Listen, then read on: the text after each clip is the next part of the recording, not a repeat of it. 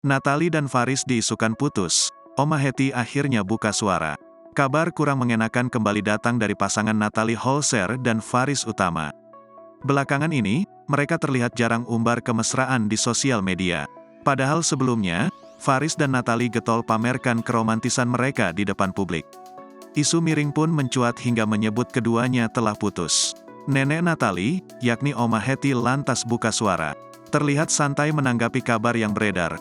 Oma Hetty menyebut jika hubungan cucunya dengan Faris baik-baik saja. "Kalau saya sih lihatnya kayaknya enggak lah, putus," ucap Oma Hetty. Oma Hetty menilai jarangnya mereka memposting kemesraan karena kesibukan masing-masing. Bisa juga Faris dia kan lawyer, mungkin dia punya kesibukan sendiri, terangnya. Isu tersebut disayangkan fans yang sempat melihat gelagat pernikahan antara Natalie dan Faris. Bahkan Oma Hetty sendiri seolah menyiratkan jika kabar Natalie dan Faris akan menikah adalah benar adanya. Oma Hetty juga menyebut jika Natalie dan Faris sudah ditawari beberapa stasiun televisi guna menayangkan secara live pernikahan mereka kelak.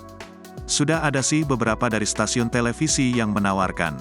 Tapi kuncinya di Natalie dan Faris, bebernya. Sementara Natalie baru-baru ini juga meluruskan kabar dirinya putus dengan Faris. Dengan nada bicara tegas, Natalie mengaku hubungannya dengan Faris masih baik-baik saja.